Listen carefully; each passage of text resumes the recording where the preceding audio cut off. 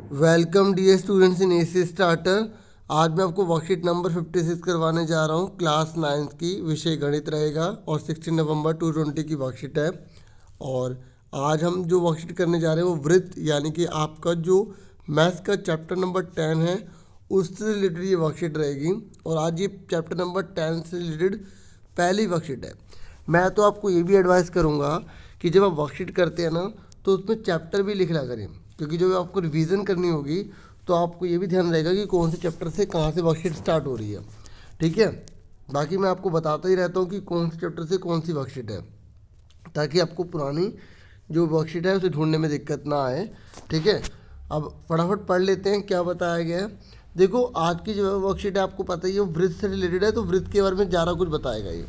ठीक है, ये कह रहा है कि आप बता सकते हैं कि दी गई करते किस आकार की है। आप बता सकते हैं ना कि ये क्या है, वृत्ताकार है, इसलिए इसको वृत्त कहा जाएगा। क्या कहा जाएगा, वृत्त। ये कह रहा है कि आप एक प्रकार ले लीजिए, उसमें पेंसिल लगाइए और प्रकार के नुकीले सिरे को कागज़ के पृष्ठ पर रखिए और नुकीले सिरे को उसी बिंदु पर स्थिर करके पेंसिल वाले सिरों को एक चक्कर घुमाइए। और आप जानते हैं कि वो आकृति क्या होती है, वृत्त होती है। ठीक है, देखो स्थिर का मतलब पता है कि जैसे आपने सेंटर ले लिया, ये इस सेंटर से अगर आप प्रकार को अगर यहाँ से ऐसे पूरा सर्कल घुमाएंगे, ऐसे घुमाएंगे, तो इस पॉइंट से हर जगह की दूरी बराबर रहती है। ये तो मैंने रफ बनाया है, ठीक है ना। जैसे अगर मैं कोई सर्कल बनाता हूँ तो ये जो सेंटर है ना, चलो मैं आपको बिल्कुल सही से दिखाता हूँ। ये देखिए ये सर्कल है ना, इस सर्कल का ये जो सेंटर होगा ना, इस सेंटर की यहाँ से लेकर जो दूरी होगी, ठीक है, इस सर्कल की जो दूरी होगी वो हर जगह से क्या होगी, बराबर होगी। यहाँ से यहाँ से यहाँ से यहाँ से सब बराबर होगी। तो यही बता रहा है हमें वर्कशीट में। देखो आगे भी बता रहा है कि एक तल पर उन सभी बिंदुओं का समूह जो तल के स्थिर बिंदु से एक स्थिर दूरी पर हो उसे वृत्त कहते हैं। अभी मैंने को बता दिया सर्कल होता है, सेंटर है, तो यहाँ से सबकी दूरी क्या होगी, बराबर होगी। और अगर बराबर है इस पूरे के पूरे पथ की, तो इस पूरे के पूरे इस पथ को वृत्त कहा जाएगा। अगर कहीं से दूरी बराबर है, कहीं से दूरी बराबर नहीं है, तो उसको वृत्त नहीं कहा जाएगा। ये ध्यान से आप समझ लो इस बात को।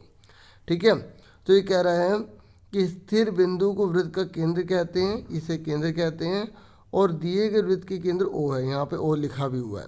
ये कह रहा है स्थिर दूरी को वृत्त की त्रिज्या कहते हैं। ये जो है ना, ये त्रिज्या कहलाती है और दिए गए वृत्त की त्रिज्या ओपी है।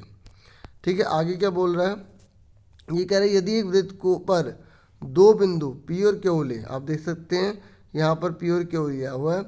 ये कह रहा है तो रेखाखंड पी क्यू वृत्त की एक जीवा कहलाती है। इसे जीवा कहते हैं। मतलब एक वृत्त पर अगर कोई लाइन केंद्र से नहीं जा रही और वृत्त के दो बिंदुओं को छू रही है तो उसको हम जीवा बोलेंगे। याद रखना, दोबारा से सुन लो।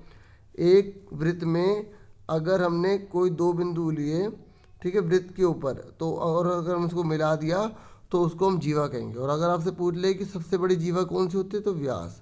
अगर वो सेंटर से चली जाएगी तो उसका नाम जीवा से बदलकर क्या हो जाएगा, व्यास हो जाएगा। इस बात को आप ध्यान में रखना, ये लिखा भी हुआ है यहाँ पर। ठीक है, इस तरीके से आपको ये समझ में आ गया। आगे क्या कह रहा है, ये कह रहा है कि दिए गए वृत्त में पी क्यू वृत्त की जीवा है, आप देख सकते हैं। कह रहा है ए बी वृत्त का व्यास है। ठीक है, ये कह रहा है नोट, व्यास वृत्त की सबसे लंबी जीवा होती है।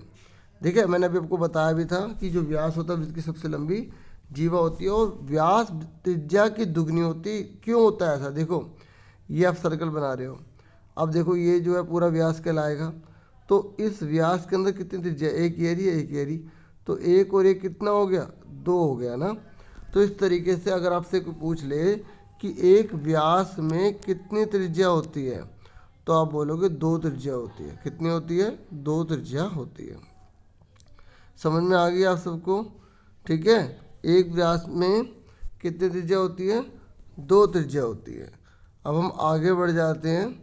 ठीक है, आगे क्या कह रहा है ये ध्यान से देख लेते हैं। ये कह रहा है वह जीवा जो वृत्त के केंद्र से होकर जाती है। अच्छा, ये तो मैं आपको बता चुका हूँ। ठीक है, उसे व्यास कहते हैं। और ये भी हम पढ़ चुके हैं कि व्यास जो है उसके अंदर जो है दो त्रिज्या होती हैं। ठीक है, यानी कि इसका मतलब क्या हुआ, अगर कोई तुमसे पूछ ले कि त्रिज्या व्यास के बराबर कब होगी, जब हम व्यास का आधा कर देंगे। क्या कर देंगे, आधा कर देंगे। इस बात को आप ध्यान में रखना।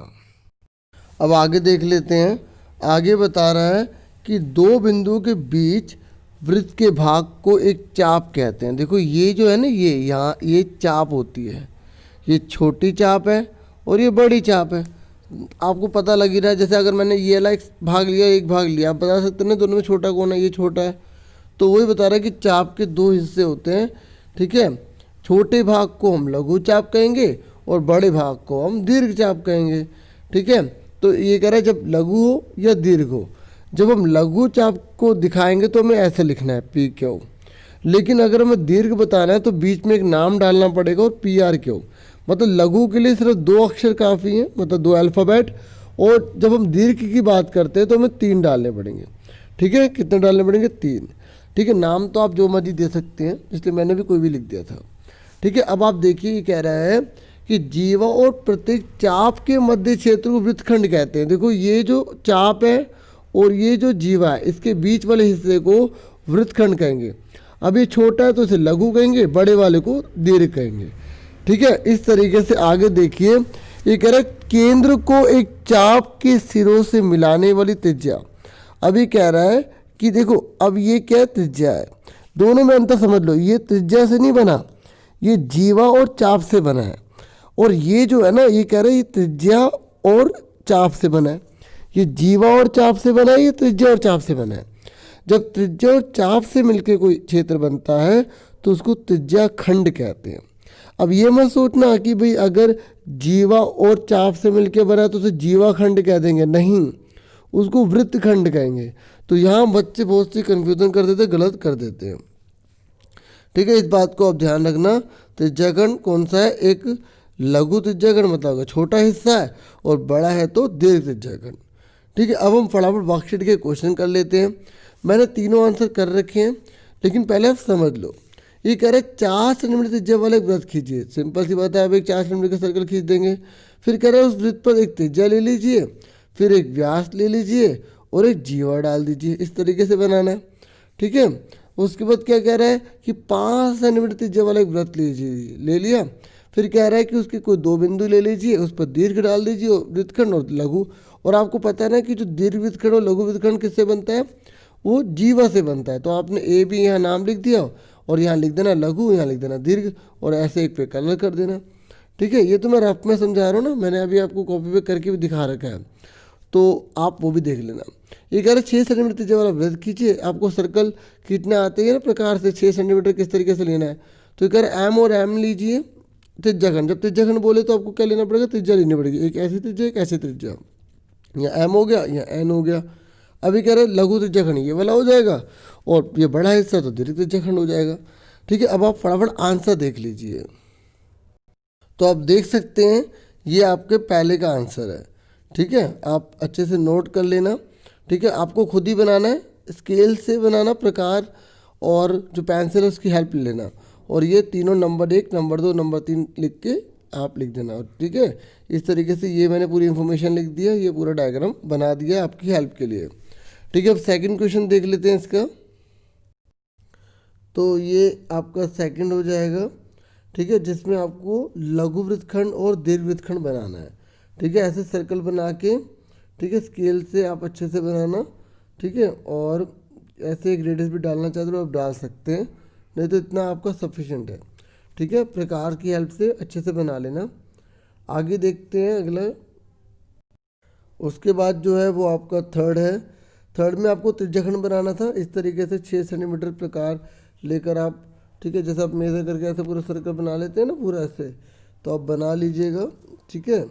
उसके बाद आपको क्या करना है, सारी डिटेल लिखनी है। दीर्घ त्रिज्याखंड मतलब बड़े वाले हिस्से को कहेंगे, और लघु त्रिज्याखंड जो छोटे वाले हिस्से को कहेंगे। इस तरीके से मैंने आपको पूरी वर्कशीट समझा दी है। बाकी अगर आपको कोई डाउट होता है तो कमेंट बॉक्स में ज़रूर बताना, ठीक है। आज के लिए इतना बहुत है। Thank you for watching and listening carefully. अपना पूरा ध्यान रखना बच्चों, आप इस देश का भविष्य हो।